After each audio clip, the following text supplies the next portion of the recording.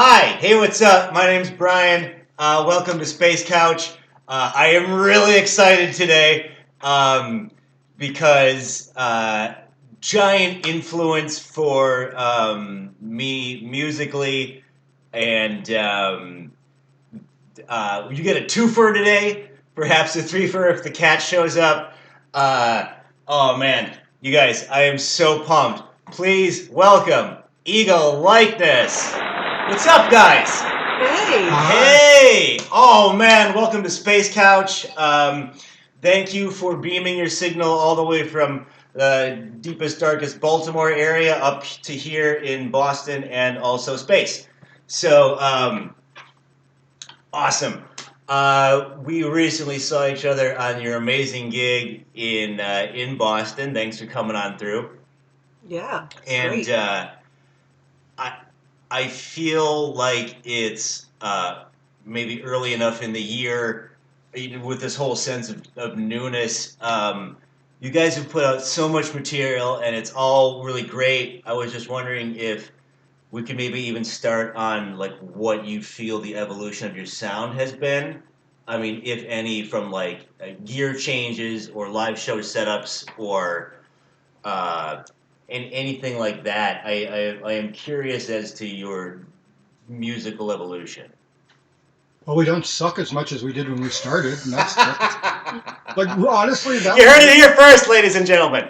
that was literally the stated goal when I started writing material that turned into Ego Likeness, was just to write music that didn't suck. Okay. And When do you hope to achieve that? hmm? But no, that's awesome. I love it. We're not recording on a 4-track anymore. That's exciting. Yeah. You started out on a 4-track. Yeah, That's awesome. That's awesome. Oh, here it is. Oh, The cat's joined us. ladies and gentlemen, oh, we got the Eagle Likeness cat. Oh, So I am really excited. Oh man. Come on. Oh. I think that All right, she'll be back. actually just about that band started just about 20 years ago, almost exactly. Our first demo we released in February 1999. Oh, awesome. Hey, awesome. All So right. 20 years ago, I was writing what turned into this. That's so great. That's so In our great. living room with crappy gear, some of which we still use. Well, yeah, you can get some really great sounds out of old stuff. Oh yeah. As Oh I'm yeah, su- all the strings on Dragonfly were done with one of those Yamaha keyboards with the speakers in them. Yeah, that is all I had. It had a string setting. Whatever, it worked. Well, I mean, you get some great noises out of that. Reverb Beat Tank says, shouldn't you be prepping for the show? Dude, I'm multitasking. We got a gig later tonight Oh wow. in Boston, but I'm talking to Ego Likeness, so like everything else is on hold.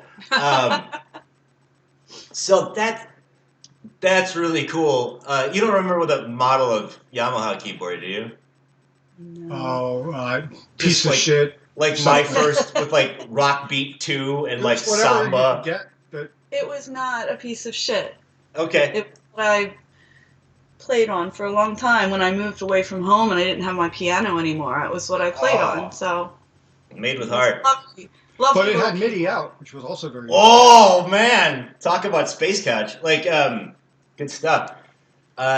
So I am of your many impressive qualities is your ability to tour. You guys are just road warriors for that sort of thing. Do you have anything you could impart, let's say, onto bands maybe booking their first tour or that have had perhaps an unsuccessful experience on the road in the past? I think the biggest mistake that people make is they think that they need more than they actually do. You know, they take Like a bunch years? of people with them that Okay. aren't doing anything. You know, when you're starting out, you don't need a tour manager with you. Oh, right. You really don't even need a merch person. Certainly don't need roadies. Like there's just nothing. Or your manager. Yeah. Right. You don't need any of that stuff. So that means if you can travel in a smaller vehicle. Yeah, learn to do it all yourself. That saves gas. Right. Yeah, it's just. Our old keyboard player had a good rule. Assume that everybody at the show is out to break your shit. It's true. Learn to really keep track of where everything is. Mm-hmm. Learn how to fix all of it on your own. Make sure you think through all the weather conditions. Okay. Make sure you have chains for your tires. What else? Know how you're going to handle situations. Say when your alternator blows up twice. Oh, can you guys fix? Damn. Can you guys fix alternators? No, but we've had to deal with it. We figured out how to get the money to get it replaced though, on the fly. Okay. Word. Mostly from Steve Hookin, but whatever. Well, yeah, I mean, that was going to be my big closer, but yeah, we can get into Steve Hooking now. That's awesome. So, strip it down, which is interesting because you guys can do 2 to 4 person shows, but you're pretty modular that way, which I think is probably pretty helpful, I would imagine. But figure out the absolute minimum you need to safely do your shows before you start adding more people to it. For years, we toured with just the 2 of us. Right. That's always good too. I mean, as you know, just performing as 1 or 2 people, being able to put on a good, solid performance with minimal people, minimal gear, and holding the audience, and then build out from. I was talking to somebody recently who was saying, oh, well, the next thing they want to do is, get into lighting and projection. I'm like, dude, you literally just started this. Get your shit down first. Don't worry about the rest. I mean, we can go out on stage with no projection and no lights and still do a good show. I've seen, like, I'm gonna veer a little bit into the shithead lane for a second, and in my personal view, like, if I'm going to a venue and I see the band that has the most shit has been around for the least amount of time. Yeah. Yep. Like, I'm like, this is your first show, and you definitely just put 4 of the same band sticker on the mirror in the bathroom. Fuckface. Yeah. Yeah, we did a show once where the opening act, instead of coming over and setting up their merch next to us, got their own little square table and literally covered it with the same button. Ew! And I was like, guys... Like you're buying cookies at a street art fair? It's cool, man. It's fine. Yeah, just we come were over like, here. And... put your stuff with our stuff, because then people will come over and they'll pick it up. Right. And it doesn't look like you only have one thing. Oh, but they didn't want to do that, so that was fine. Well, that's actually the big a big rule too. Learn to be nice. There's no competition. The only time we ever run into any flack from anybody on the road, it's always the local hotshots. Yeah. The ones who feel like they have something they need to prove, and it's kind of like, please don't do that. Well, and the truth is that, we're not the biggest band in that scene, and we know that. And some cities we do really, really well, and some cities, it's meh, as far as turnouts go. But we keep getting invited back because, we're not assholes, and we have a good time, right? And the people that do come out have a good time. So we never have somebody say, "Yeah, sorry, you just you didn't pull enough. You can't come back here." I don't know if we've ever had anybody say that. At least not in the past 10 years. Yeah. Maybe in the beginning, but like there's just something to be said for making friends. That's true. I witnessed this firsthand, and actually. I do this myself because I saw you guys be so awesome moving product on the boat, because our merch tables were essentially the same table or whatever. I was like, God damn, maybe if I don't just play video games on my phone the whole time and grunt at people, they'll buy things. and I haven't got past the grunting part yet, but less leveling up my dudes. Shifty Dave has said you are e-goat likeness, which is, all for goats. Goats. But I'm going to be all over the place on this episode of Space Couch, because I'm so excited. But to that end, you may find I have the attention span of a gnat, and you guys will drive, like, I'll see you in, let's say, Boston, and you'll be like, yeah, we have a show in El Paso tomorrow or something. Like, you are amazingly good at driving, and how do you have, like, low road games, or how do you stay focused on the road?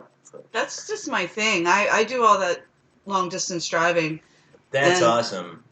I don't know. It's a good. I'm a very calm driver, so it's just a good zone for me to get into. Oh, word.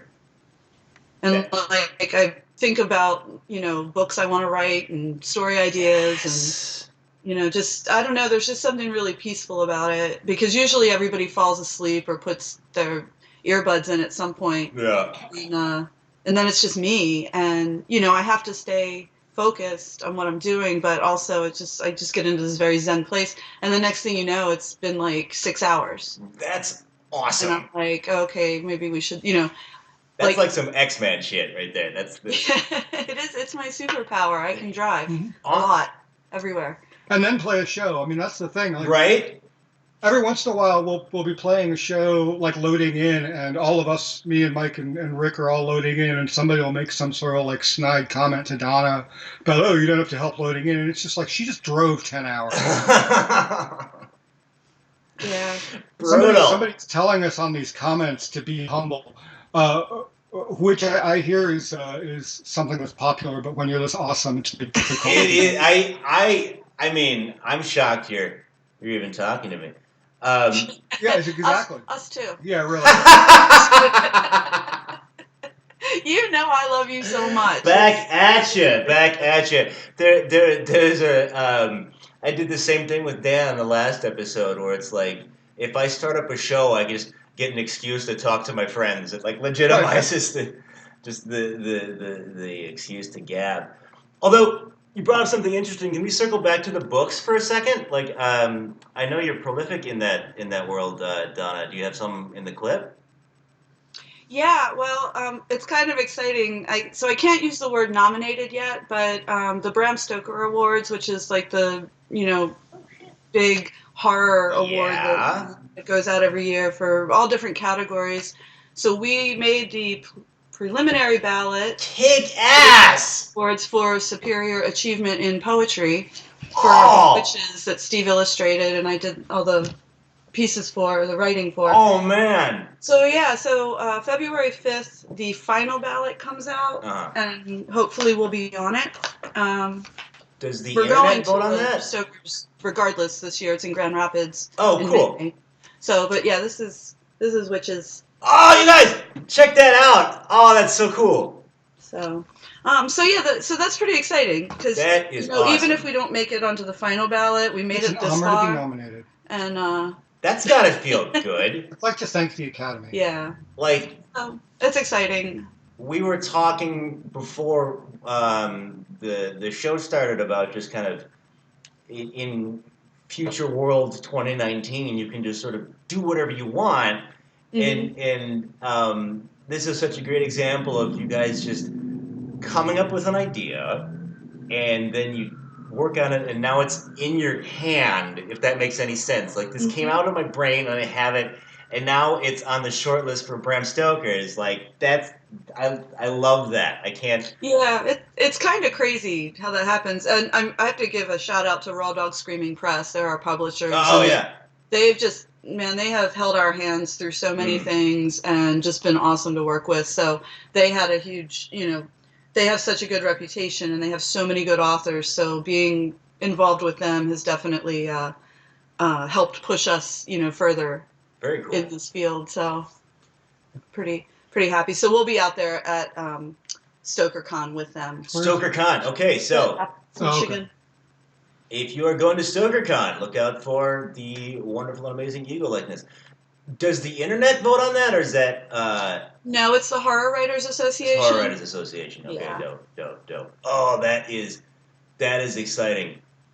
Yeah. Speaking of places, perhaps like Grand Rapids, the Gothsicles have played with you guys a bunch of times, and we've played out a bunch of times, and I have like my little secret treasure cities.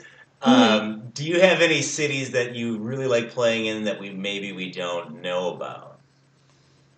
That you wouldn't know about. Let's I see. mean, like obviously something like I don't know, New York City is going to be awesome, but like, do you know any smaller towns that maybe Austin is always great. I mean, it's Austin's not good? small. We love Austin. We always love San It's not a Antonio, but small that's not town, small. but I mean, yeah, I played like we did Elysium once, and it was just like it was pretty amazing. Oh, I love Elysium is hands down one of my favorite I like venues. that little place you did Stoneberg there in El Paso. I was just thinking of that. Yeah. What was the name of that? Something about Rose. Yeah, I don't remember. Oh man, it was small, and it was so. I got brought in by the local belly dance community just to do a show there, and they just set it up and everything, and that was really great. Yeah, well, the internet's telling me NYC is no longer awesome, and that Albany is the place to be. But Albany is always Albany is great. Albany is great. I did not get the memo on El Paso. I will check that out. Thank you, though. But El Paso's hit or miss. The first time we played El Paso, we played in a bar that Al Jorgensen owned. What? With a dirt floor stage that should have had a cage in front of it. Oh my! Whoa! Talk about Road Warrior shit. That was scary. And then we played at that Mexican biker bar, but I had fun there. There was no awesome. Mexican bikers, but I made friends. It was cool. That is awesome. All right. But yeah, this last place was really cool, and if I'm gonna have to try to look it up and remember the name of it. I might be able to find it. But yeah, I don't know. Like, there's cities that even if they don't have the biggest draw, sometimes they're just my favorite because we're friends with people that are there, and we're friends with the promoters and the bar staff and the bar owners, and like Detroit. Like we don't have a huge pull in Detroit, but I love playing at Smalls. Smalls is talk about band stickers. Like everybody at Smalls is so fun. Yeah, Smalls is great. So yeah, like I know Neon we're never. Rose. What was it? Neon Rose. Neon Rose. That was in El Paso. Okay. Awesome. I will put that on the list. I've never been. It's cool. It's like this cool little new wave bar in El Paso. Neon Rose. That's That's good stuff.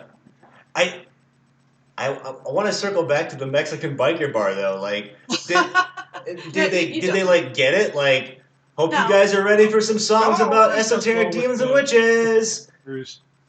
What's that? I don't know. I mean, no, I think some of them really actually enjoyed it, and then some people were kind of like, I don't really understand what's happening right now.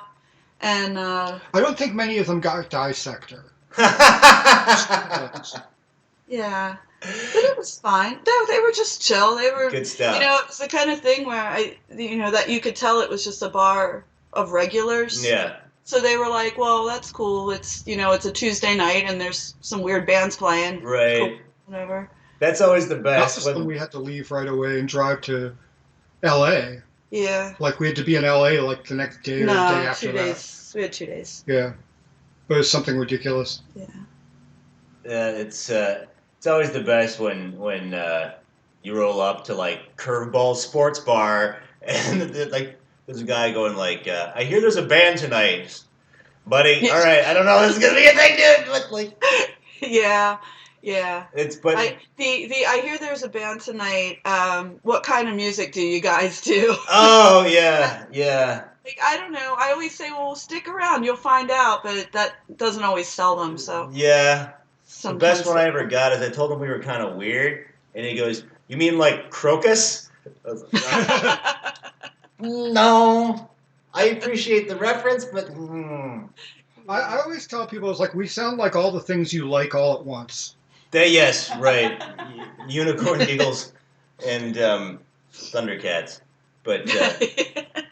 Somebody's asking if we ever played Gen Con. No, we haven't, but I would love to. The 10-year-old Dungeons and Dragons guy would love to play Gen Con. It's pretty awesome, man. We've done it. We have done Dragon Con many times. Yeah, let's go there. Dragon Con. Damn, you guys are like superheroes at that thing.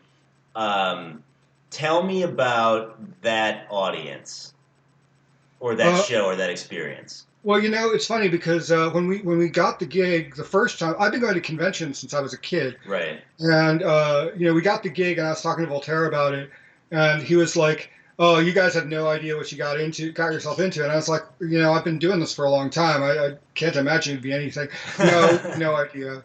Um, I mean, just the whole. It's 30,000 people or something No, insane like it's that. almost 100,000 Okay, something at like this that. point. And so just logistically getting all of your stuff into the venue and just moving around in it is a whole It's really world. chaotic from the second you get there until the second you leave, and it's actually like every year that we do it. I mean, I'm still happy to do it, but it becomes a little bit. I'm just getting old and cranky. That's all. Like I find myself getting very frustrated. But the show is still great, and the audience is great. The audience it's a big crowd, and That's so cool. the thing that's nice is that the majority of your audience, they're there for you because there's a million other things they could be doing at any given point in time. They don't have to. It's not like your show's the only thing going on. Right.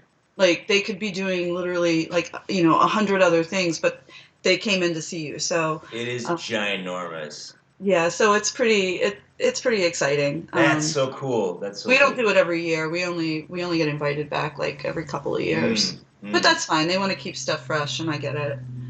Yeah, well, I mean, perhaps they could bring in certain other new bands. We've tried, man. I know. I didn't want to go there, but I can't not. It does not go unnoticed. For the audience, Eagle Like This has been working on my behalf to sneak us in the back door to Dragon Con. There's no. I mean, you would be so perfect. So perfect. And people would absolutely go crazy over you. Yeah. And it drives me nuts because the problem is, and we told people told us this before we did it, and we thought that they were just, giving us a load of bullshit. There isn't one person to go and talk to. Yeah. There is not one person to go and lobby to, and they don't tell you who it is. You have to submit a form, just like everybody else. Every single time we do it, we have we fill out the same form, and they do just not, like all the peons. They do not let you know or talk or know who to talk to. Right. So all you can do is just keep blasting on the forums, like when they're like, who do you want to see play Dragon Con? So I mean, that's all you can do. Okay. And then do the submissions. So it's kind of frustrating not to have like an in, as it were. Right. But I am wildly happy for your success at that event. I didn't mean to bring it back to myself, but that is just so cool that. No, thank you. That you get to play such an awesome event with like all our friends, like Angel Spit and Ice and That's really the big thing for us as far as like festivals go. I mean, it's cool seeing some of the other bands, but in the end, people will be like, "Oh, are you excited, about this festival or that festival?" It's like we're excited to go spend time with our friends. Yeah. There's that's always a big motivator because everybody we know that's in the industry and kind of is understands the life that we live on kind of a personal level. They all live all over the place, so we don't get to see them very often.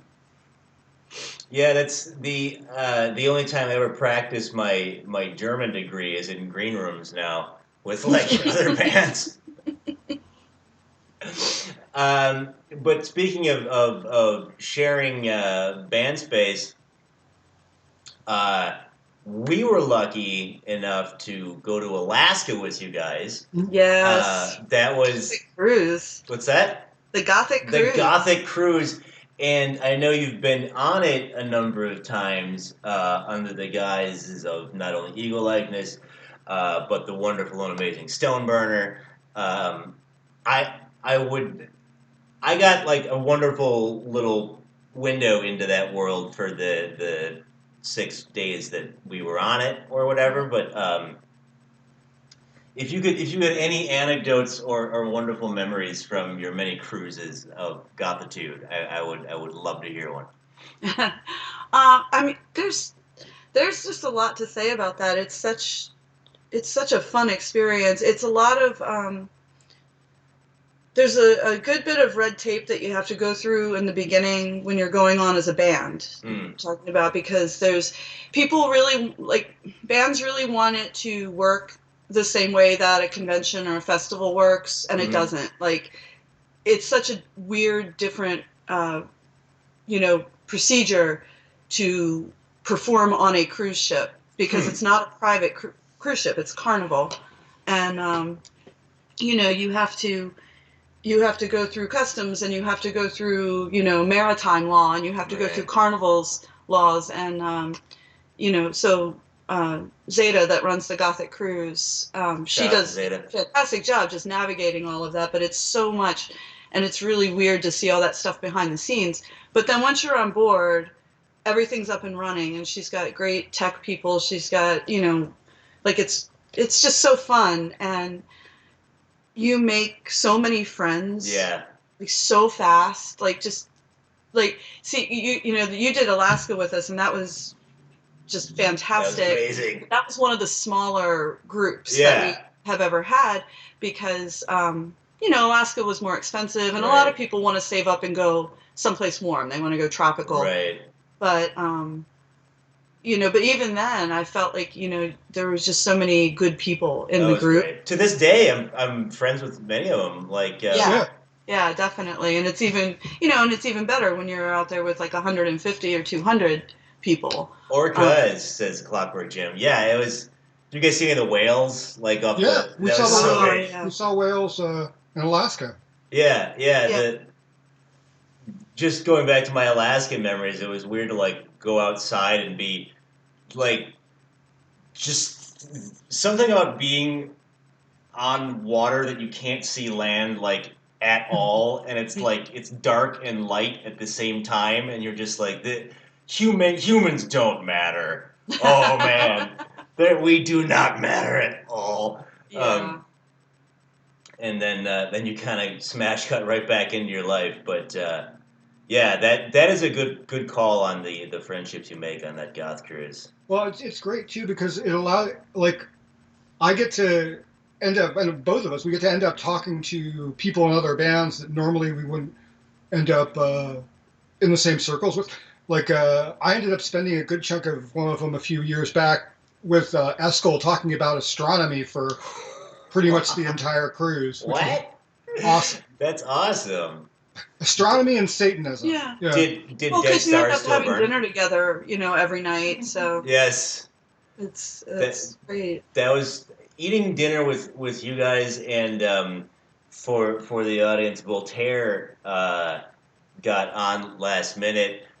I think under the guise of it being a cruise, and he just heard the word cruise and was thinking it was going to be some Girls Gone Wild thing, and I was like, nah, we're going to go to Alaska. Kind of the opposite of that. Right. It worked out really well because his schedule was free, and I was going on tour anyway. Yeah. And I was like, well, do you want to come just do this tour? And he was like, yeah, all right, sure. And so that was so cool. Yeah, we're driving out to Seattle to do this cruise, and then doing shows on the way out. Do you want to come along? And she was like, yeah, sure, let's do it. That's so awesome. That's so awesome. Yeah, and I want to shout out to Zeta for her management skills, for having the foresight to put our room close enough to the stage, because when we did it with Stoneburner, right towards the end of the set, my pants split from my ass crack down to my shin. And I did the thing where it's I was back up against the thing, and I'm like, yes, hi, moving along with my back to the wall. You know what I'm saying? It's I got all the way to my room, and nobody noticed. So thanks to Zeta for that perspicaciousness. See, I'm the only one who has that happen. Man, Steve rips pants constantly. Oh yeah. I've done it. We were opening for a Voltaire, and I may not have been wearing underwear at that one when the pants ripped. Oh yeah, okay. You know why? Because you go up on stage and you sweat, and then your underwear gets full of sweat, and it's just like you're in this big wet diaper, and it's hard to perform. So you're like, at least with if you're not, if you're going commando, at least it's not sitting there. Yeah, right. Your sweat soup in your pants, So is that what Save Your Serpent's about? Yes. I am a fan. You thought I was just blowing smoke. What does that say? Do you have Filipino fisherman pants on? I do have Filipino fisherman's pants on. Because, Nice. oh God. We're doing this thing. I'm sure you know this one where 4 bands, load-ins at 7 tonight, doors at 8. Ain't nobody getting a sound check tonight. Oh, that's great.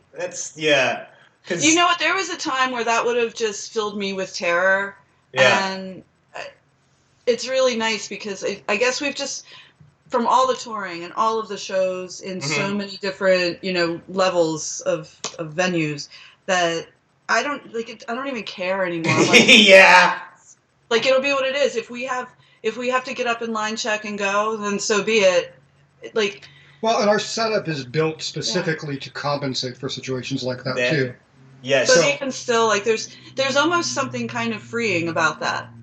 Of being like, I'm not going to have time to fuss over what this sounds like. We're just going to have to roll. And that is awesome. Just hope it sounds fine and, Well, I mean, I went out and I basically copied your live setup. I got the same projector, thank you, Steven, and do the iPad thing now. And, yeah, maybe 2006 first album out era, like, freaking out, and now I'm just like, we'll just do it, man. Like, if I gotta play a hotel con and use the in-room speakers that PowerPoint presentations normally go over, like, right. Yeah, it'll be what it is. We'll do that shit. I played through a TV once, but that's We played through speakers in the ceiling of an Italian restaurant in Arkansas. Kick ass! Yeah. What happened? Did I not have a microphone, or did the microphone die? I don't even remember who was. Well, so I just went into the crowd and sang in people's faces. Like, just walked from person to person, singing right in their ear. That's the show that they blog about first. Exactly. That's fucking dope as shit. The great thing about playing venues that have crappy sound systems is that the audience has no basis for comparison. So, like, you just I didn't think of that. Put on the best show you can, and that's all you can do. Okay. All right. Yeah. Because it's like, if I, there's some venues in, like, Chicago that classically just sound like boiled ass, but it's not like the band before you. Like, last night sounded amazing. Right, okay. Exactly. And in smaller cities, sometimes people only have, like, one venue that they go to. Right. So they may never have heard a band in another venue, so they don't even know how you're supposed to sound. They don't even know. So, yeah. Super good. All right. There's ways to compensate. Like, with Stoneburner, I bring my own monitors, and that kind of solves the problem. And it adds, like, I can put them behind me and add more room sound with it. So with all the, man, you guys have such a motor. It's so inspiring. What's next, you think? Like, is it booky stuff or Queen Neon, Stoneburner? We're starting to put together ego likeness tracks for a new album. So yes. So that's good. Kind of everything. I mean, I'm working on new Stoneburner stuff. Donna has a book she's going to have coming out later this year. Hopefully, a book that I did will be coming out later this year. So. Oh wow, you guys!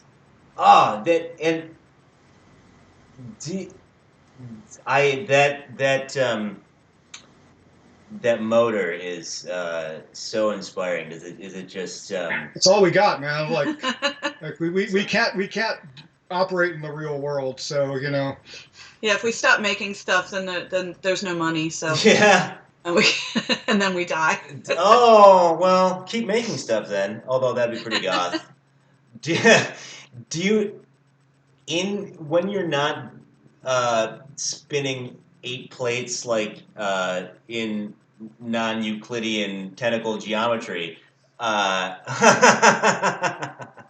do you take in any of the movies or Netflix or any of that? Yeah, we've been. What was Sinner? That was really good. Sinner.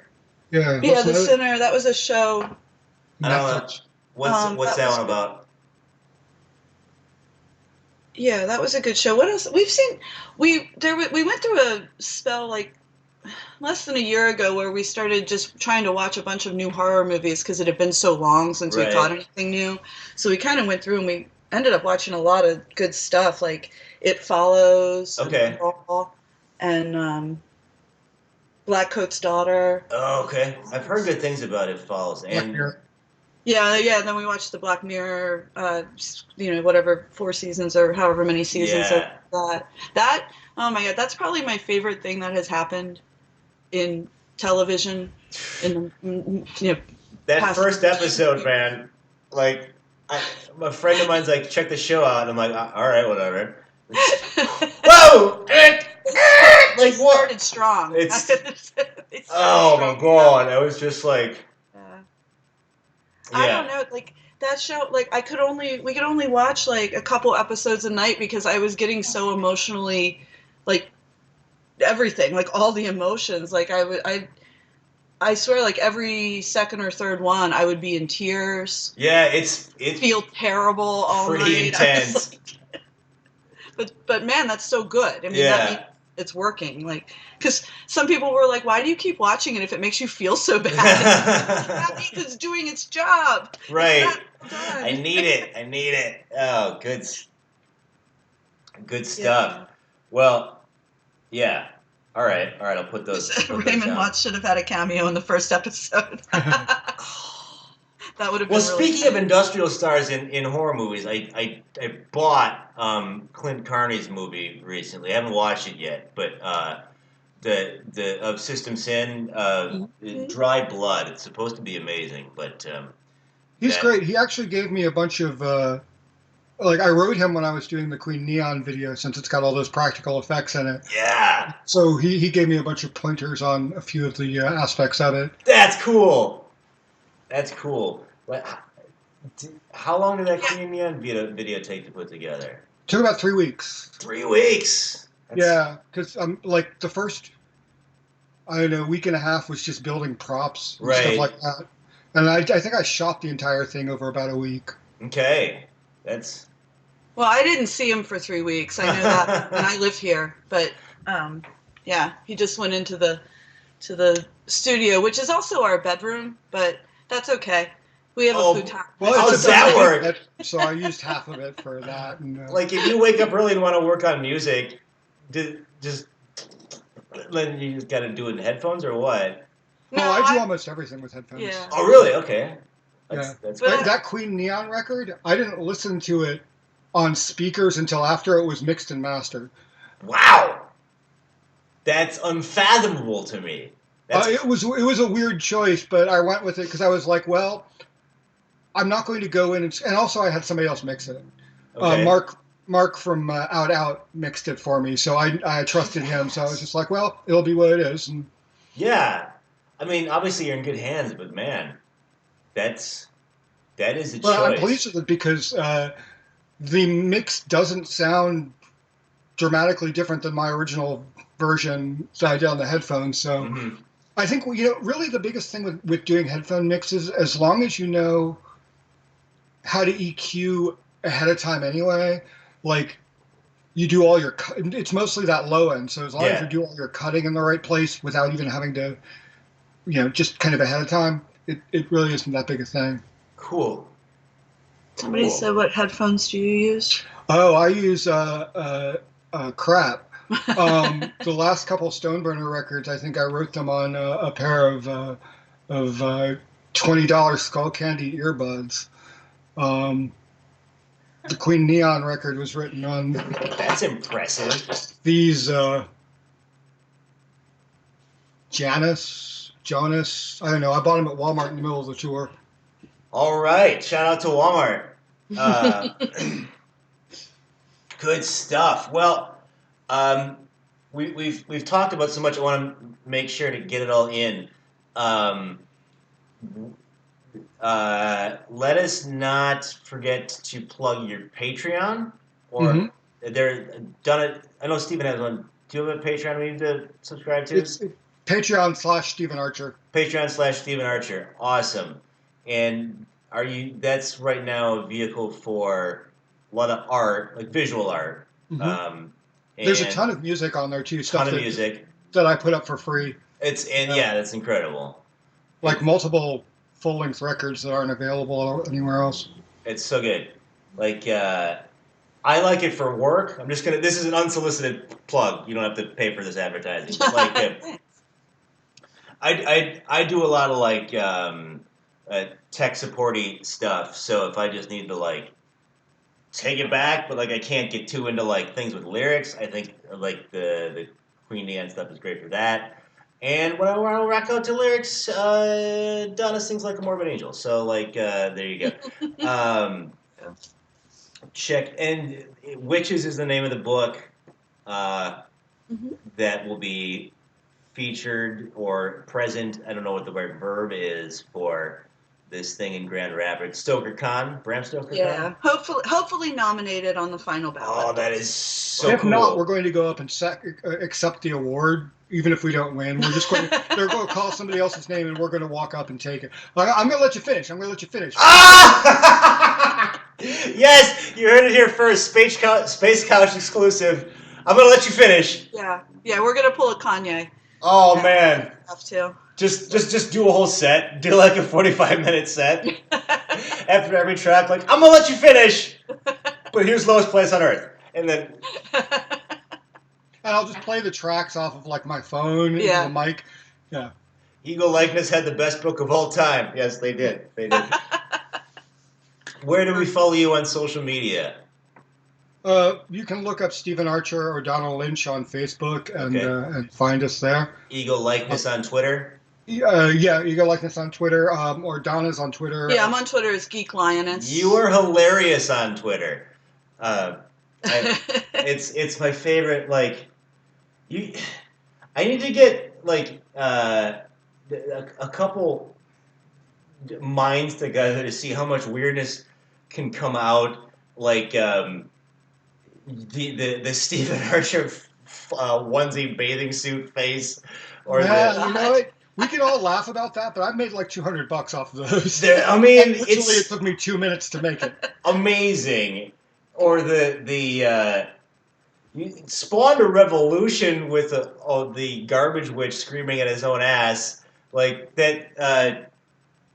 You guys are just like rock stars at that sort of thing. It's good stuff. Yeah, it's just, well, I mean, we just come up with this dumb shit and just throw it on the internet, and if people think it's funny, then we're like, ooh, what can we print this on that we could sell? Well, and the cool thing too is that now with print on demand, I mean, it's minimal effort, and like all the prints that I do are all print on demand. So literally, all I do is set them up, upload them to the site, and then people buy them. That's cool. Right. It's the garbage witch stuff we actually started doing like legit through a printer. Like right. But yeah, the other stuff, that print on demand is great.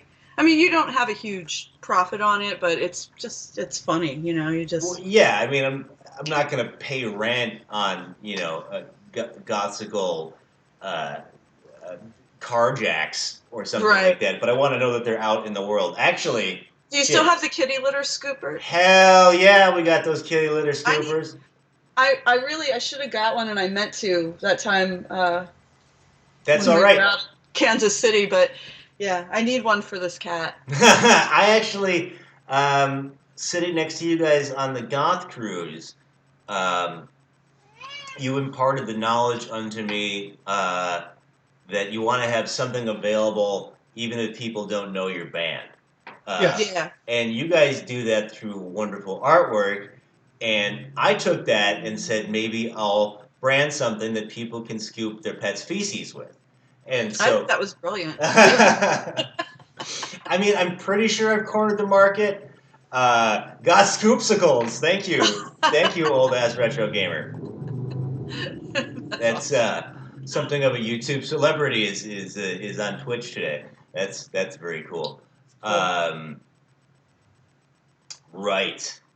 Oh, so excited. I can't wait for the next shirt. I'm so pumped at this. You can take a pass on this question, but can you tell me or give me an idea of the next Ego Likeness album?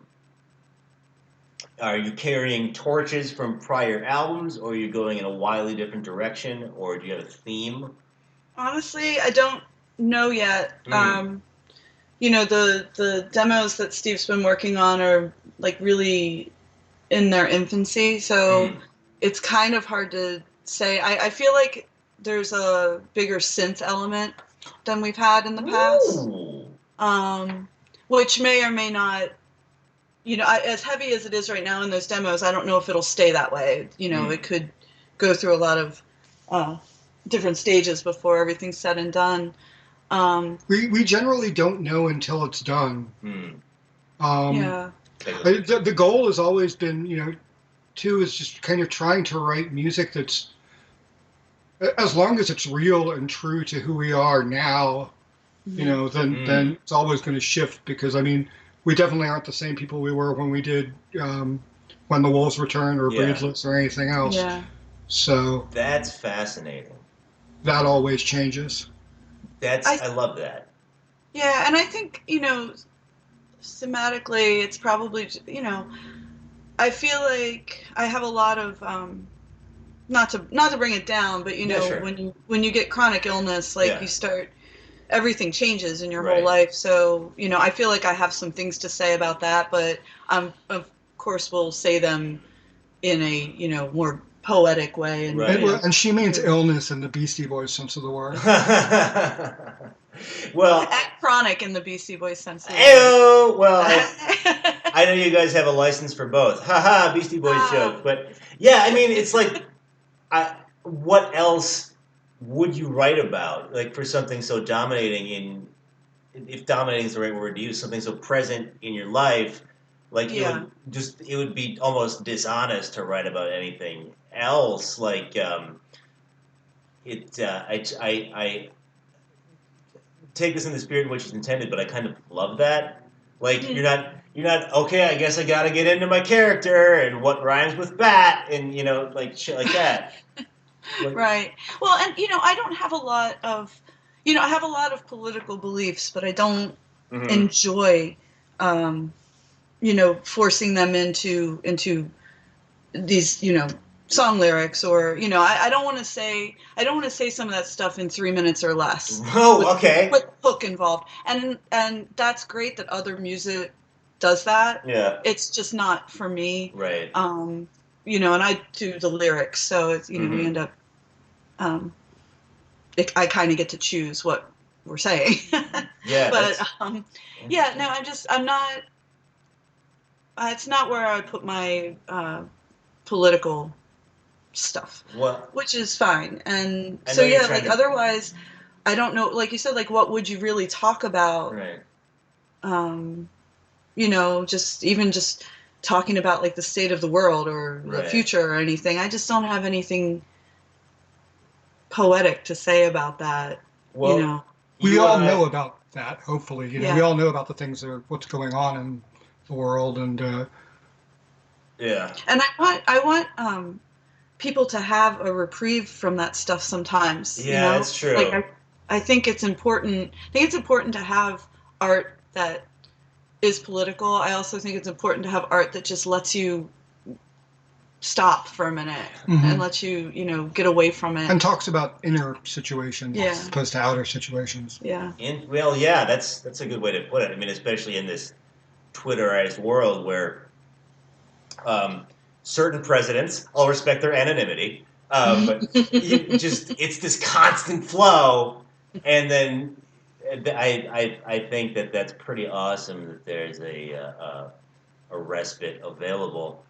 Although, Donna, you may think you're apolitical, but you and I will bring back the Whig Party once a Declaration of Independence. Oh, yes, we will. This is the long-standing yet side project. I think between the three of us, this would be side project 402. But the colonial rap coming at you. Yeah. The Declaration of Independence. Declaration of Independence. We put the con in Constitution. Yeah, we do. Came to Boston to spill the tea. Yeah, I came to Boston to spill the tea. It's gonna be. Oh man, there's so much good stuff. There's so much. Last time we sat down and actually worked on some lyrics. Yeah, so well, we're gonna have to bring this back. Between our rap names of, we have the illustrious Donna. What was your rap name?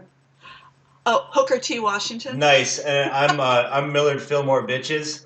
Yeah, And you're actually in my phone under that. Ah! It's in my phone under Millard Fillmore. This is the best day of my life. You guys, we gotta go to our gig. Yes. So I'm gonna wrap it up.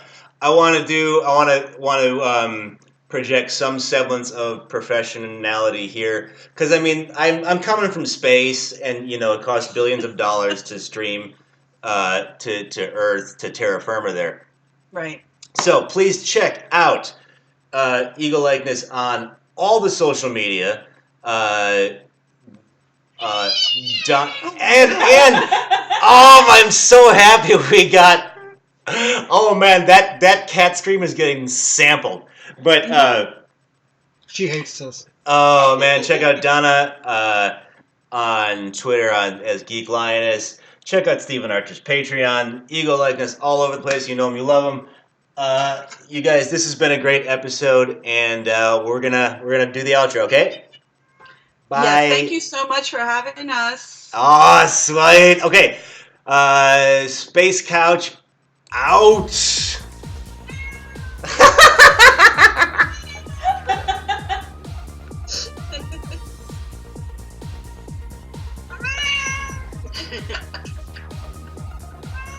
All right, get down. It's fine.